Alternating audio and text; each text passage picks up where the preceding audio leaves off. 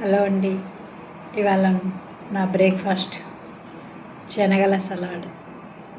Healthy కదండి, ఎలాంటి నూనె లేకుండా కదా. అప్పుడప్పుడు ఇలా కూడా చేస్తే బాగుంటుంది కదా. రాత్రిపూట శనగలు నీళ్ళల్లో నానబెట్టేసి మర్నాడే వాటిని 2 సార్లు కడిగి కుక్కర్లో నీళ్ళన్నీ తీసేసి ఆ శనగలను కొంచెం ఉప్పేసి ఉడికించానండి. అవి స్విమ్లో పెట్టేస్తే ఉడుకుతాయి. వాటి కోసము ఇంకా ఇవి కొత్తిమీర, ఉల్లిపాయ, నిమ్మకాయ, టమాటో, పచ్చిమిర్చి, కీర ఇవన్నీ సన్నగా తరిగేసుకున్నానండి. వీటిని సన్నటి ముక్కలుగా తరిగి పెట్టేసుకొని మనము ఇంకా టమాటా కూడా ఇందులో విత్తనాలు లేకుండా, జ్యూస్ లేకుండా టమాటాని కూడా సన్నగా తరుక్కోవాలి. నేను ఒక్కొక్కటి ఈ ఉడికించిన శనగల్లో వేసేస్తున్నాను. శనగలు ఉడికించినప్పుడు మనం నీళ్లు పోసి నీళ్లు తీసేయటం అలా కూడా ఆరోగ్యానికి మంచిది కాదు.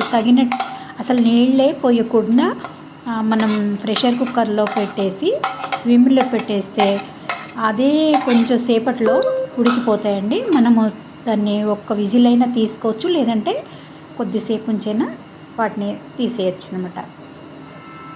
చూసారా, కొద్దిగానే శనగలు, కానీ ఇవన్నీ సగం కీరా తీసుకున్నాను, సగం ఉల్లిపాయ తీసుకున్నాను, ఇంకా కొత్తిమీర, పచ్చిమిర్చి ఒకటి సన్నగా తరిగేసి ఇందులో నిమ్మకాయ పిండాను. ఇంకా ఇప్పుడు దీంట్లో తరిగిన టమాటో కూడా వేస్తాను. మనకి ఇప్పుడు ఈ శనగల సలాడు రుచితో పాటు ఆరోగ్యం కూడా కదండి. ఎలాంటి నూనె కూడా లేదు. అసలు తినబుద్ధి కాదు శనగలంటే. మనం ఏ టిఫిన్ అయినా చక్కగా తినేస్తాము.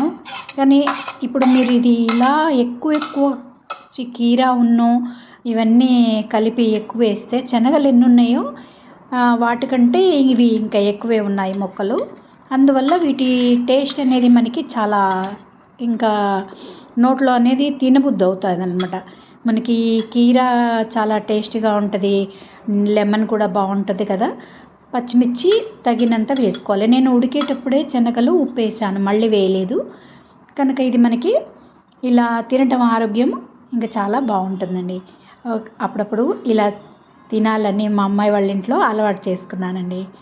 పూర్వకాలంలో కూడా మన అమ్మ వాళ్ళు కూడా చేసేవాళ్ళు. కానీ వీటిని ఉడికించిన తర్వాత తాలింపు వేసేవారు.